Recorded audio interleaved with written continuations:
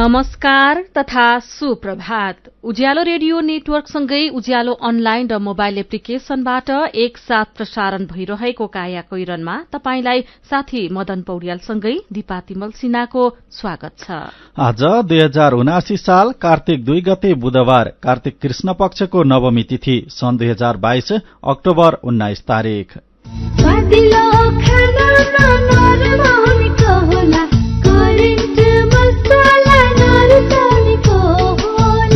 काया कैरनको साथमा करेन्ट मसला र करेन्ट चिया, स्वादको झट्का।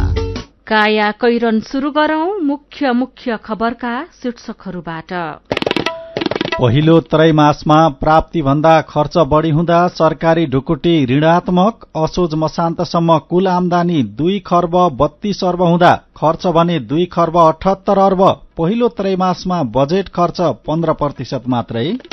तिहारमा खपत हुने भाइ मसलादेखि झिलिमिली बत्तीको माग र मूल्य दुवै बढ़्यो। यसपालि 85% फूलमाला आन्तरिक उत्पादनले धान्ने, 15% आयात गरिने। मौसम खुलेसँगै देशका सबैजसो गन्तव्यमा आन्तरिक पर्यटक भरिभराउ। थोरै खर्चमा पनि देश घुम्न सकिने आन्तरिक पर्यटक नै आफूहरूको आधार भएको व्यवसायीको भनाई। खर्चको हिसाबमा पनि न्यूनै रूपमा हुने हुँदा सहज पनि छ। आन्तरिक पर्यटकले पनि हाम्रो व्यवसाय धान्न सकिन्छ भन्ने कुरामा चाहिँ हामी विश्वास छौँ। युगाण्डामा इबोला भाइरसबाट ज्यान गुमाउनेको संख्या 24 पुग्यो। 60 जना संक्रमित। राजधानी कम्बाला पनि उच्च जोखिममा। र 9औं राष्ट्रिय खेलकुदमा आर्मीलाई 88 स्वर्ण, रजत र काँस्यमा पनि अग्रता कायमै। सन् 2023 को एफसी एशियन कप फुटबल कतारमा हुने। वैदेशिक रोजगार न्याय सम्बन्धी जानकारी। वैदेशिक रोजगारमा जाने व्यक्ति ठगिएमा वा शोषणमा परेमा वैदेशिक रोजगार विभागमा वा आफ्नो जिल्लाको जिल्ला प्रशासन कार्यालयमा निवेदन दिनुपर्दछ। वैदेशिक रोजगार ठगी गर्ने व्यक्तिलाई 3 वर्षदेखि 7 वर्षसम्म कैद र 3 लाखदेखि 5 लाख रुपियाँसम्म जरिवाना सजाय हुन्छ। वैदेशिक रोजगारमा ठगिएको व्यक्तिले बुझाएको रकम र त्यसमा थप 50% हर्जना सहितको रकम पीड़कबाट फिर्ता पाउँछन्। वैदेशिक रोजगार ठगीको विषयमा जहिले पनि उजुरी लाग्दछ। क्षतिपूर्तिसँग सम्बन्धित उजुरी 1 वर्षभित्रमा दिनुपर्दछ। वैदेशिक रोजगारमा जाँदा लाग्ने खर्च मेन पावरमा बुझाइ भरपाई लिएमा न्याय पाउन सजिलो हुन्छ।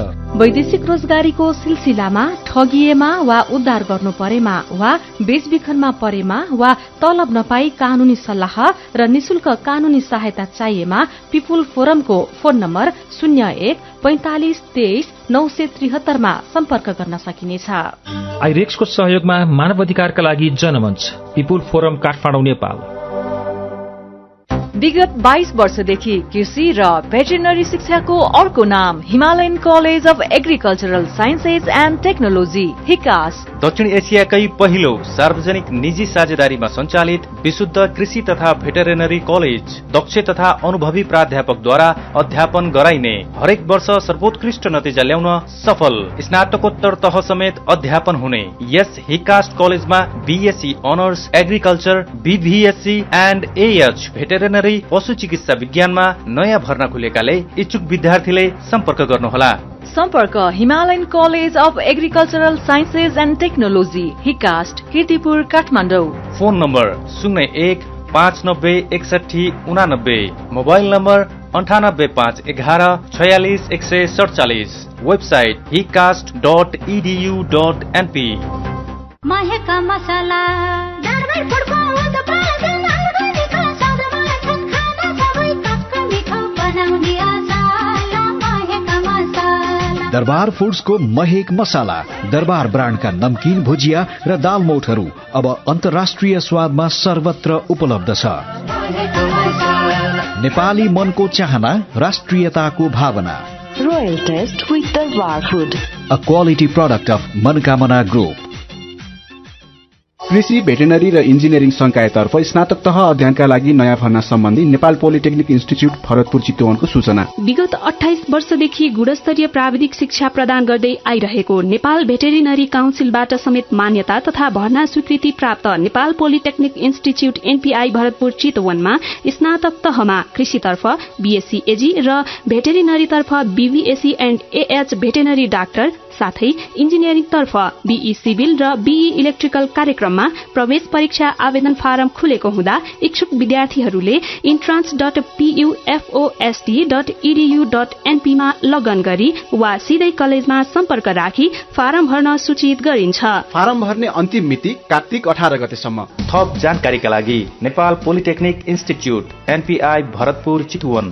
Phone number 056-596-617 421-261, mobile 98-550-60-768, 98-550-60-769।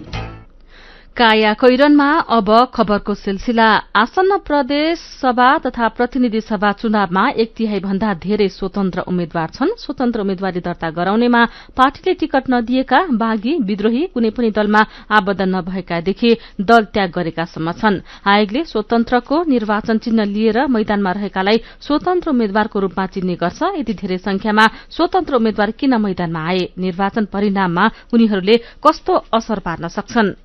आयोग, दल, उम्मेद्वार र विश्लेषकका आफ्नै तर्क छन्। आयोगको भनाईमा दल र स्वतन्त्रबाट उम्मेद्वारी दर्ता हुनु संवैधानिक स्वतन्त्रता हो। विश्लेषकहरू विविध कारणले स्वतन्त्र उम्मेद्वारी बढ़ेको बताउँछन्। राजनीतिक दलहरूले जनअपेक्षा पूरा गर्न नसक्दा स्वतन्त्र उम्मेद्वार बढ़ेको कतिपयको मत छ। दलहरूकै व्यवहारले बढ़ाएको नैराश्यताका कारण पनि स्वतन्त्र उम्मेद्वारी दिने बढ़ेको उनीहरूको बुझाइ छ। तर स्वतन्त्र उम्मेद्वार दलको विकल्प हुन नसक्ने धेरैजसो विश्लेषक मान्छन्। विश्लेषक भास्कर गौतमले लोकतान्त्रिक व्यवस्थामा दलहरूले न्यूनतम अपेक्षा पूरा गर्न नसक्दा विकल्प दिन स्वतन्त्र उम्मेद्वार मैदानमा आएको बताउनुभयो। यसैबीच निर्वाचन आयोगले आउँदो मंसिर 4 गते हुने प्रतिनिधि सभा र प्रदेशसभा चुनावमा सामाजिक सञ्जालको अनुगमन गर्न सम्बन्धित कम्पनीसँग सहकार्य अगाडि बढ़ाएको छ। चुनाव प्रचारमा दल तथा उम्मेद्वारको प्रमुख माध्यमका रूपमा सामाजिक सञ्जालको प्रयोग बढ़िरहेका बेला आयोगले मिथ्या, भ्रामक सूचना एवं द्वेषपूर्ण अभिव्यक्तिको फैलावट रोक्न सोशल मिडिया कम्पनीसँग सहकार्य थालेको हो। यसैबीच पुँजी बजारको नियामक निकाय धितोपत्र बोर्डले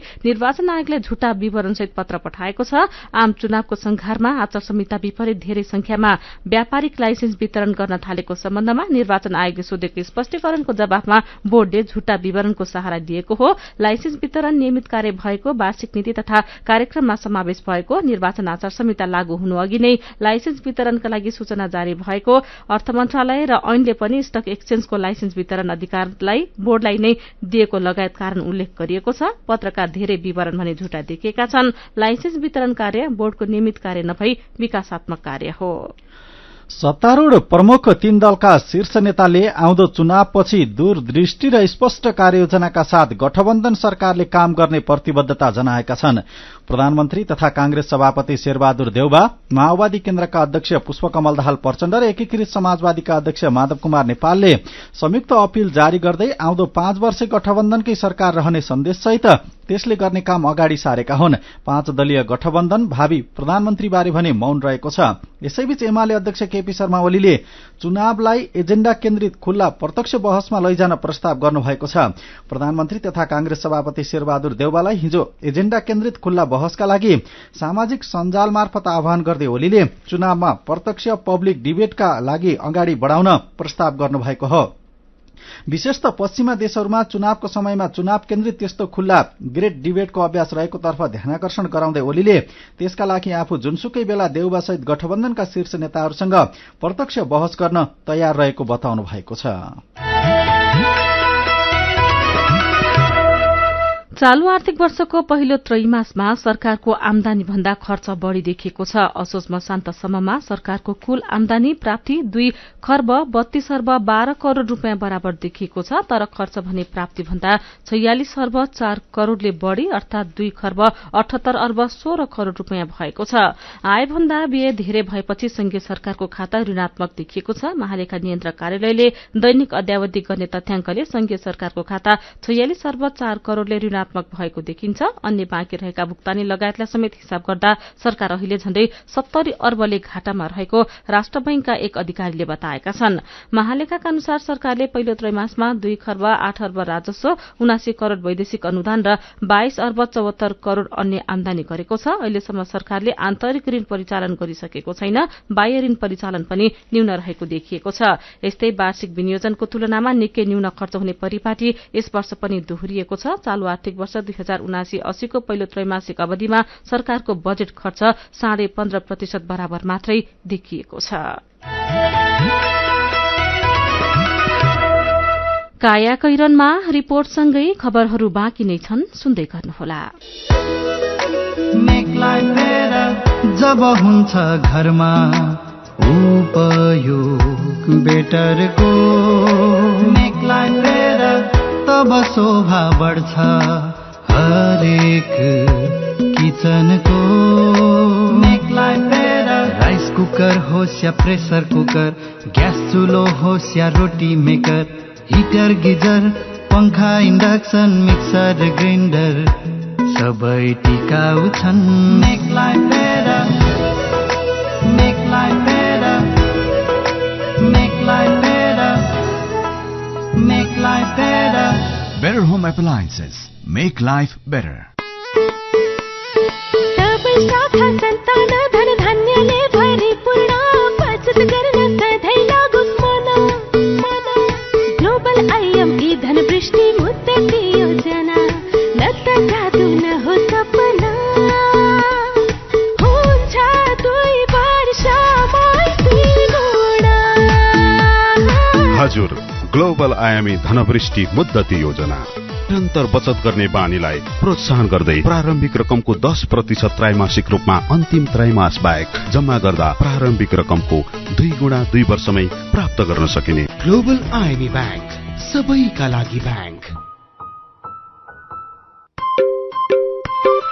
सुरक्षित र समृद्ध होस् जिन्दगीको सेरोफेरो, भोलिको लागि सोच्नु पर्ने कर्तव्य हो तिम्रो मेरो। ढुक्क हुन भोलिलाई बिमा गरौँ है, नेसनल लाइफ इन्सुरेन्समा बिमा गरौँ है। विगत 35 वर्षदेखि सञ्चालनरत नेपालकै पहिलो अग्रणी जीवन बीमा कम्पनी, नेपाल सरकारको पूर्ण स्वामित्व रहेको राष्ट्रिय वाणिज्य बैंक प्रवर्धक रहेको national life insurance company, Lazimpat Kathmandu. उमेर कम तिमी भन्दा बुद्धि चाहिँ धेरै, डर छैन जे भए पनि बिमा छ मेरै। रोग व्याध लागिहाले हातमा पैसा छ त, गोजी खाली भयो भने के पो गर्ने हो त। पैसा त जहाँ पनि आफैले त तिर्नुपर्छ नि सुरुमा, होइन र? अरू ठाउँमा पर्ला, सानीमामा पर्दैन। आफ्नो लागि मात्र होइन नि, सबै परिवारको लागि।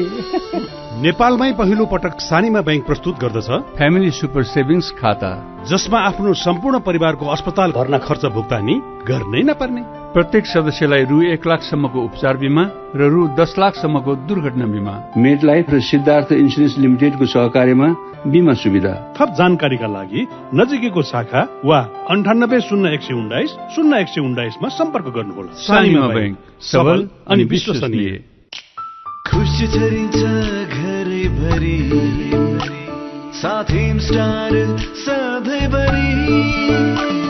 विश्वासको छ नाता, सन्तुष्टिको छ वाचा, छ हिमस्टार जीवनभरि, छ हिमस्टार जीवनभरि। हरेक घरमा जब हुन्छ हिमस्टार, खुसियाली छाउँछ अपार। हिमस्टार, जसलाई म आफ्नो भन्न सक्छु। कस्तो मिठो सुगन्ध। आज कुन अगरबत्तीले पूजा गर्यो बुहारी? यो मंगलदीप अगरबत्ती हो आमा। यो अगरबत्तीले पूजा गर्दा मनै आनन्दित हुन्छ। यसमा धेरै काटी पनि छ र यसको सुगन्धले हाम्रो घरलाई मन्दिर जस्तै पवित्र बनाउँछ। गुणस्तरीय उत्पादन र शुद्धताको प्रतीक मंगलदीप अगरबत्ती, सूर्य नेपालद्वारा वितरित एक उत्कृष्ट उत्पादन। नेपाल बैंकको डबल धमाका, सबलाई हुन्छ फाइदा। पाइन्छ 2 गुणा प्रतिफल मात्र, 5 वर्ष 9 महिना 29 दिनमा। नेपाल बैंक डबल धमाका, मुद्दती खाता। 2079 सालको बडा दशैं दीपावली, नेपाल सम्बत तथा छठ पर्वको हार्दिक मंगलमय शुभकामना व्यक्त गर्दछौं। नेपाल बैंक लिमिटेड परिवार, समय सँगै अघि बढ्दै। नेपाल बैंक लिमिटेड, नेपालको पहिलो ब्याङ्क।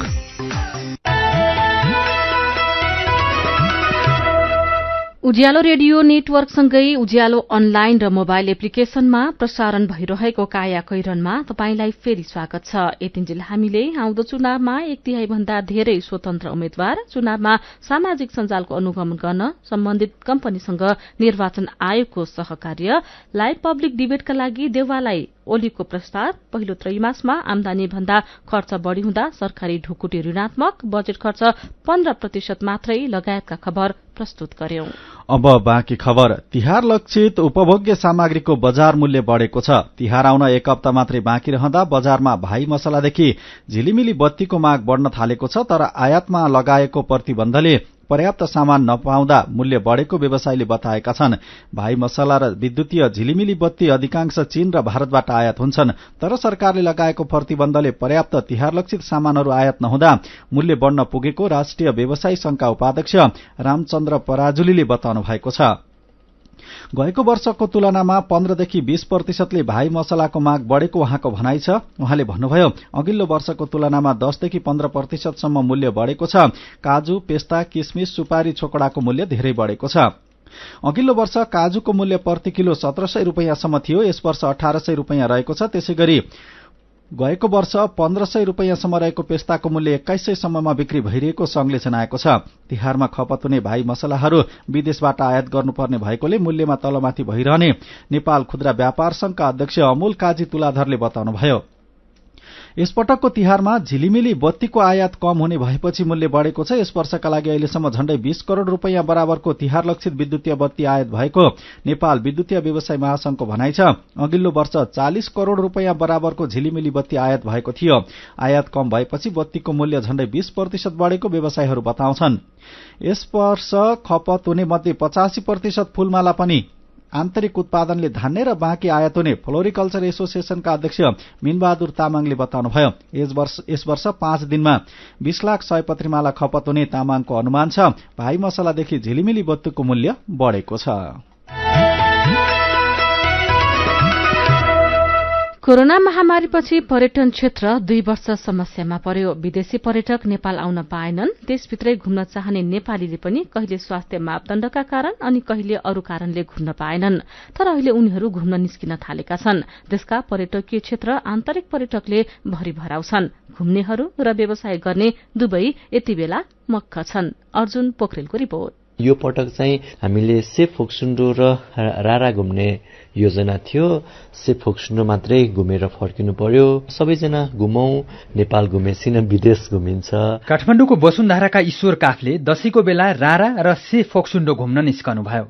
ठ्याक्कै दशैंको बेला नै ठूलो झरी लागेपछि उहाँ रारा जान त पाउनु भएन, तर सेफ फोक्सुन्डो भने मज्जाले घुम्नु भयो। आफ्नै देशका कुना कन्दरा चाहर्दै, गाउँले खानेकुरा खाँदै र उकाली ओराली गर्दै पर्यटकीय गन्तव्यसम्म पुग्दा उहाँलाई खुब रमाइलो लाग्छ।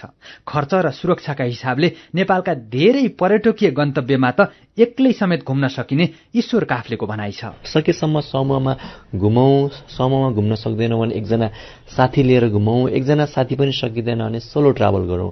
सोलो ट्राभल गर्न पनि नेपालमा केही समस्या छैन, एकदम सेफ छ। केही दिन अघि देशैभरि परेको झरीले घुम्नेहरूको यात्रा केही दिन रोकियो, तर अहिले मौसम खुलेको छ।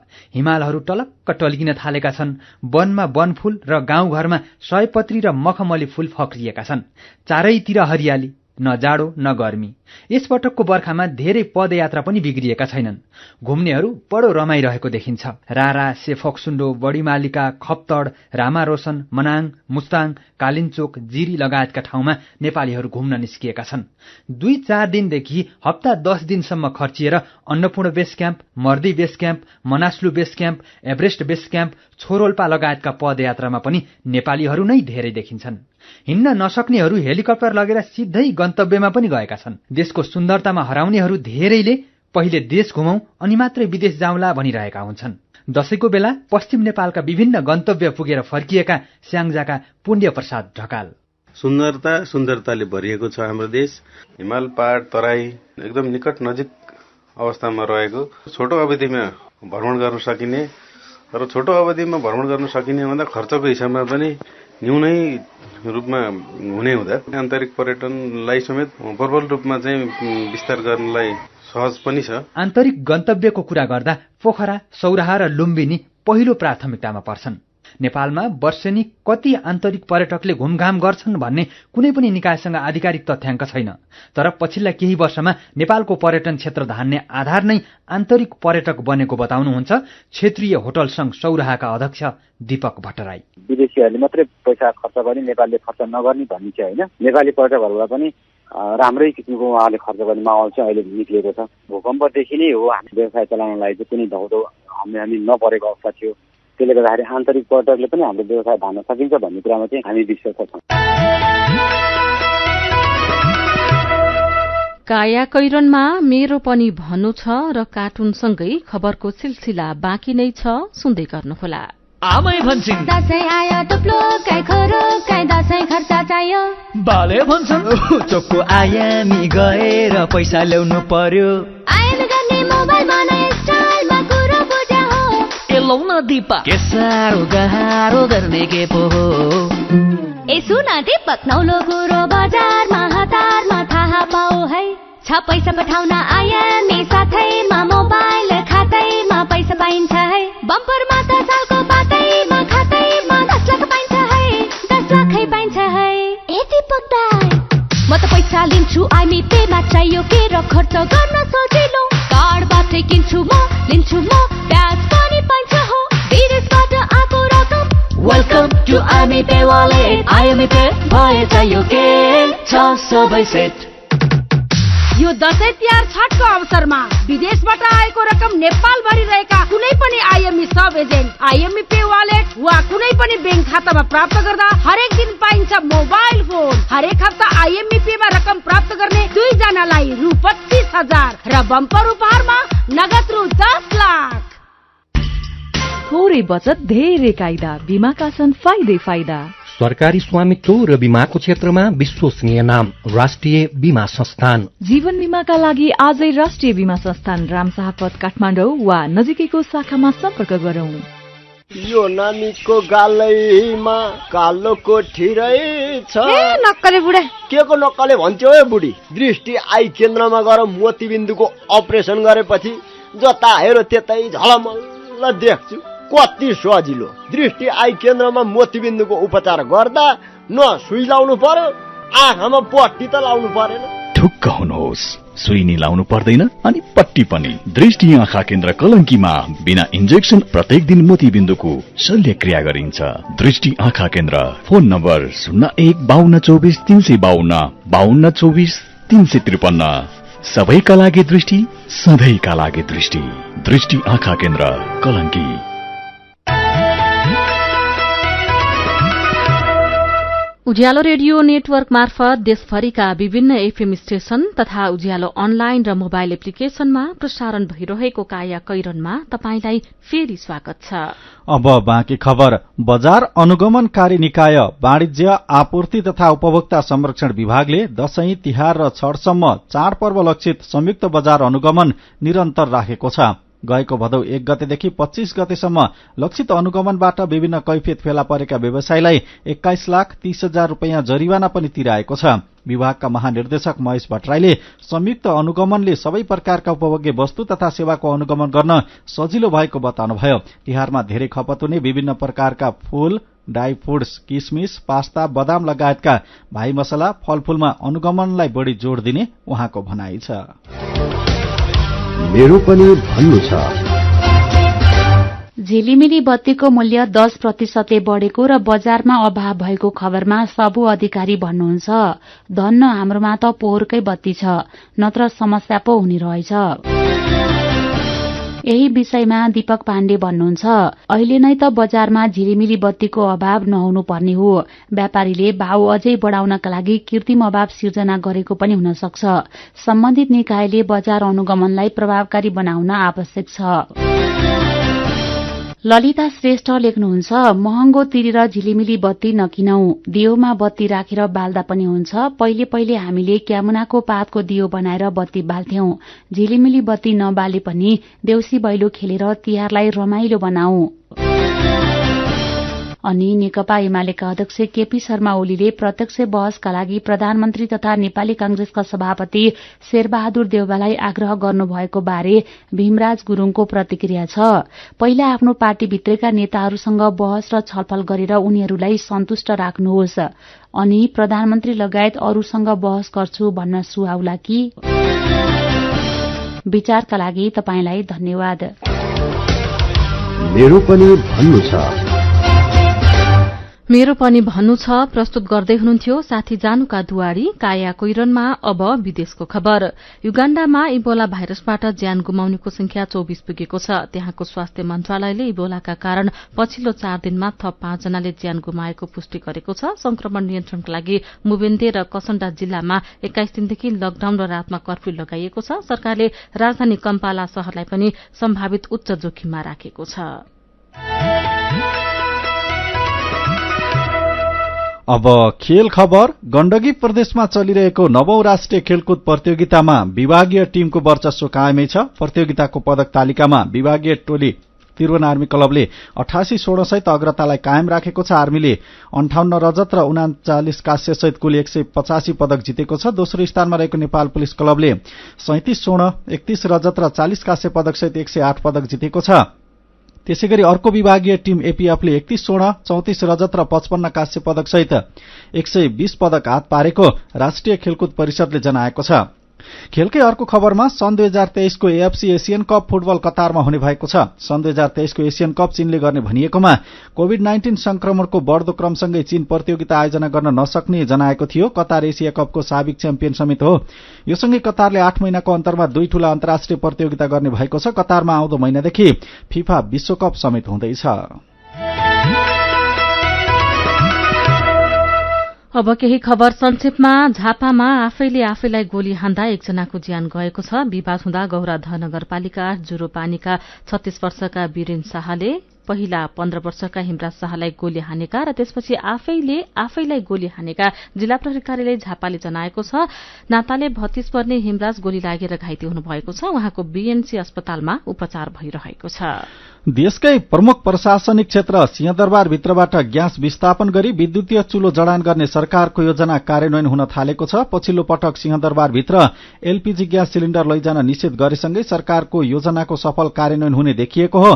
सरकारले चालू आर्थिक वर्षको बजेट मार्फत साउन मसान्तभित्र सिंहदरबारबाट ग्यास चुलो विस्थापन गर्ने बताएको थियो, तर भदौको पहिलो हप्तादेखि मात्रै यसको कार्यान्वयन शुरू गरिएको थियो। अहिलेसम्म सिंहदरबारभित्रका धेरैजसो चमेना गृह तथा सरकारी निकायको भान्सामा विद्युतीय चुलो प्रयोग हुन थालेको खबर आजको नयाँ पत्रिका दैनिकले छापेको छ। धानको दाना पोटिलो भएर बाला झुल्नु पर्ने बेला पोपटा भुस जस्तै भएर नुङ्दै ननुगेपछि किसान सुरत बहादुर पौडेल निकै चिन्तित हुनु भएको छ। चितवनको भरतपुर महानगरपालिका 14 सुन्दर बस्तीका सुरत बहादुरले आफ्नो 34 कट्ठा जमीनमा सामा मन्सुरी धान लगाउनु भएको थियो। सबै धानको अवस्था यस्तै छ। उहाँसहित अन्य किसान पनि धानको बालामा दाना नलागेपछि चिन्तामा परेका छन्।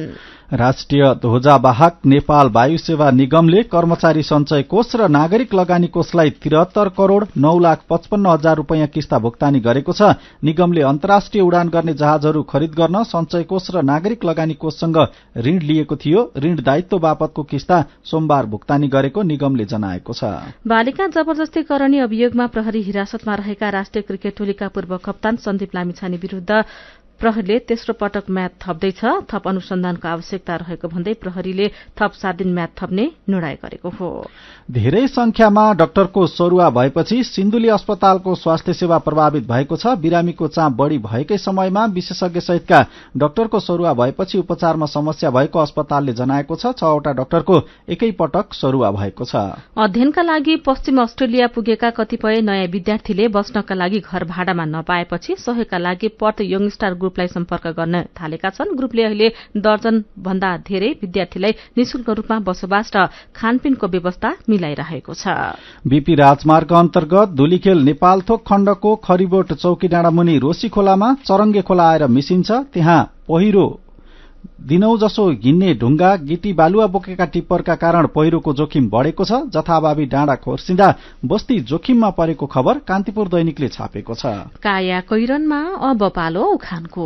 कहाँको ढुङ्गो कहाँको चरी। उखानसँगै हामी काया कैरनको अन्त्यमा आइपुगेका छौं। आजका मुख्य खबर फेरि एकपटक। पहिलो त्रैमासमा प्राप्तिभन्दा खर्च बढ़ी हुँदा सरकारी ढुकुटी ऋणात्मक। असोज मसान्तसम्म कुल आमदानी 2 खर्ब 32 अर्ब हुँदा खर्च भने 2 खर्ब 78 अर्ब। पहिलो त्रैमासमा बजेट खर्च 15% मात्रै। तिहारमा खपत हुने भाइ मसलादेखि झिलिमिली बत्तीको माग र मूल्य दुवै बढ़्यो। यसपालि 85% फूलमाला आन्तरिक उत्पादनले धान्ने, 15% आयात गरिने। मौसम खुलेसँगै देशका सबैजसो गन्तव्यमा आन्तरिक पर्यटक भरिभराउ। थोरै खर्चमा पनि देश घुम्न सकिने आन्तरिक पर्यटक नै आफूहरूको आधार भएको व्यवसायको भनाई। युगाण्डामा इबोला भाइरसबाट ज्यान गुमाउनेको संख्या 24 पुग्यो। 60 जना संक्रमित। राजधानी कम्पाला पनि उच्च जोखिममा। र नवौं राष्ट्रिय खेलकुदमा आर्मीलाई 88 स्वर्णसहित पदकमा अग्रता कायमै। सन् 2023 को एफसी एशियन कप फुटबल कतारमा हुने। र अन्त्यमा आजको कार्टुन। आज हामीले रवि मिश्रले बनाउनु भएको कार्टुन लिएका छौं। हिजो एमाले अध्यक्ष केपी शर्मा ओलीले प्रधानमन्त्री एवं कांग्रेस सभापति शेरबहादुर देउवालाई लाइभ डिबेट गर्न प्रस्ताव गर्नु भएको थियो। कार्टुन यही विषयसँग सम्बन्धित छ। यहाँ ओली जस्ता देखिने व्यक्ति छन्। उनी लाइभ डिबेट लेखेको ढुङ्गामा जिब्रोको धार लगाउँदैछन् अनि धार लगाएर जिब्रोलाई धारिलो पारेपछि उनी भन्दैछन्, देउवाजी तयार हो। आजको काया कैरन सकिएको छ। उज्यालो मोबाइल र अनलाइनमा प्रसारण भइरहेका रेडियो र अनलाइनका सामग्री भाइबरमा पनि उपलब्ध छन्। काया कैरनबाट प्राविधिक साथी प्रवीण श्रेष्ठसँगै हामी पनि बिदा माग्छौं। घर बाहिर निस्कने बेलामा मास्क लगाउन नबिर्सौं। नमस्कार।